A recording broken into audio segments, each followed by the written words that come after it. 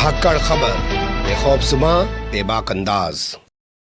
धाकड़ खबर के निज़ाम से मैं आपके साथ हूं अकरम रईस खान। अरे हमें लगा कि वो तो गो तस्कर है, अरे हमें लगा कि वो तो मुसलमान है, इसलिए 30 किलोमीटर तक पहले उसकी कार का पीछा किया, फिर पीछे से गोली चला दी जो उसकी गर्दन में जा घुसी और उसके बाद उसकी कार को रोककर उसके सीने में गोली दाग दी और उसको मौत के घाट उतारने के बाद हम लोग फरार हो गए थे। बाद में हमें पता चला कि मरने वाला मुसलमान नहीं है, गो तस्कर नहीं है, बल्कि हिंदू कम्युनिटी से ब्राह्मण जाति का 12वीं क्लास में पढ़ने वाला एक छात्र है। हमसे गलती हो गई, ये बात उस संस्कारी दरिंदे ने की है पुलिस की मौजूदगी में मृतक के पिता से, जिसने 19 साल के एक मासूम छात्र को मौत के घाट उतार डाला है गो तस्कर के आरोप में मुसलमान समझकर। और पुलिस कुछ और कहानी बयान कर रही है।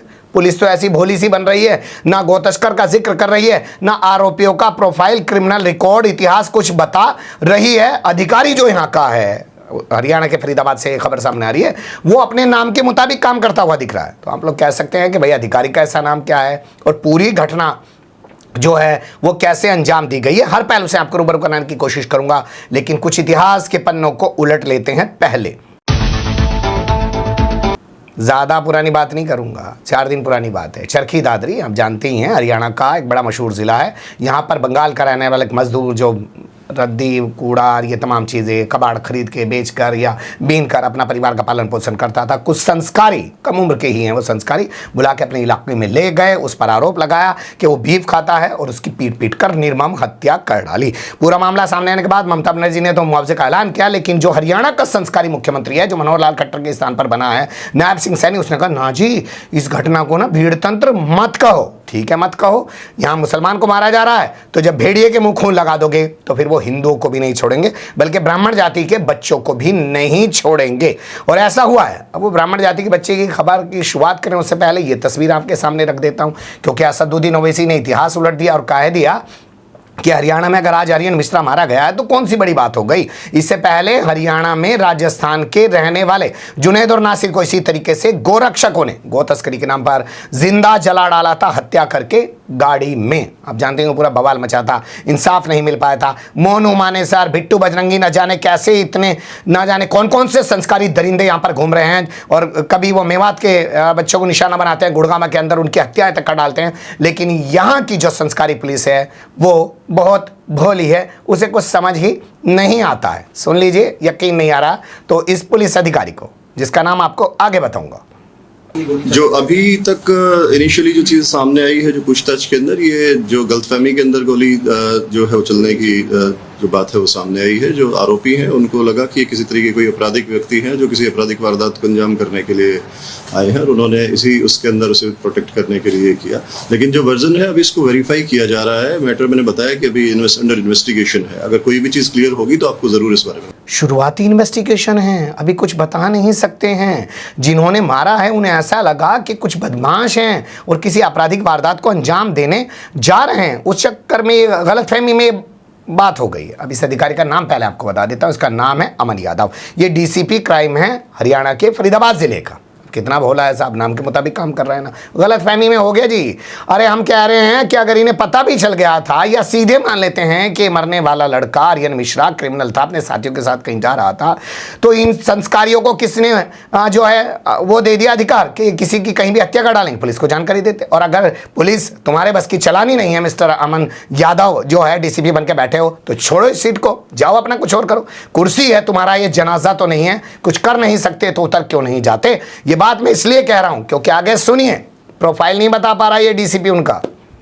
ये पांचों आदमी किसी एक संगठन से जुड़े हुए थे या इस संबंध में अभी तक कोई एविडेंस जो है हमारे पास नहीं है। लेकिन आप लोगों ने जो मैटर बताया है ये सुनने में आया है और इस बारे में जो है जांच की जा रही है। अगर ये किसी भी एक संगठन से जुड़े हुए के बारे में या फिर किसी भी चीज का इस तरीके का कोई मैटर सामने आएगा तो वो जरूर आपसे साझा किया जाएगा। मैंने अब बताया कि अभी जो मैटर है वो अंडर इन्वेस्टिगेशन है और ये जो थ्योरी है इसको भी पुलिस है वेरीफाई।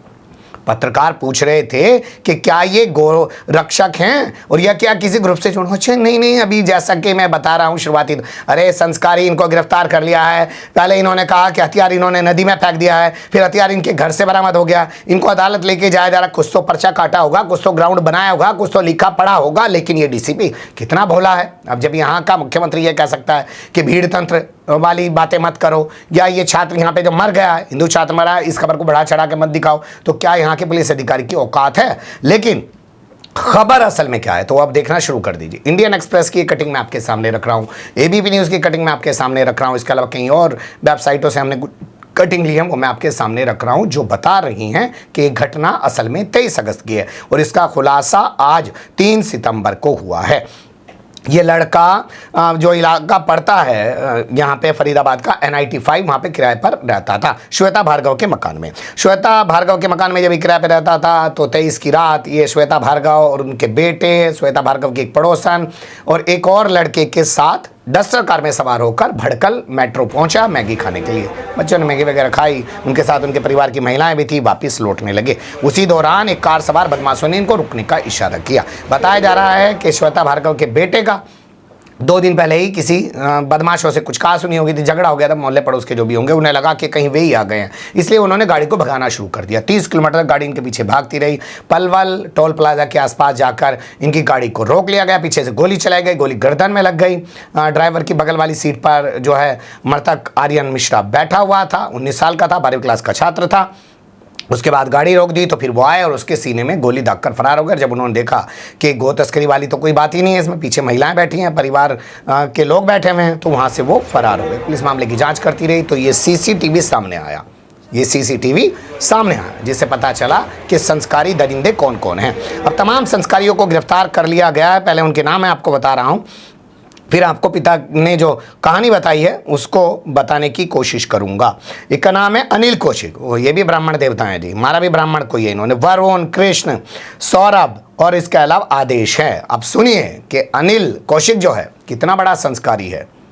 फिर मैं गया जी 31 DLF में, वो बोले मेरे पास नहीं केस, पंकज के पास जाइए। पंकज के पास आया, वो बोले भाई ऐसे ऐसे बात है। फिर अनिल कौशिक को मेरे सामने लाए, कच्छी पहन रखे थे, नंगे थे, आए मेरे सामने, बोले मेरे गलती से गोली लग गई। मैंने कहा गलती से गोली लग गई, चलो ठीक है, एक गोली गलती से कहीं लगी, हमें नहीं पता कहाँ लगी, वो आप जानते होगे। दूसरी गोली क्यों मारी गई? फिर अनिल के पास कोई जवाब नहीं निकला।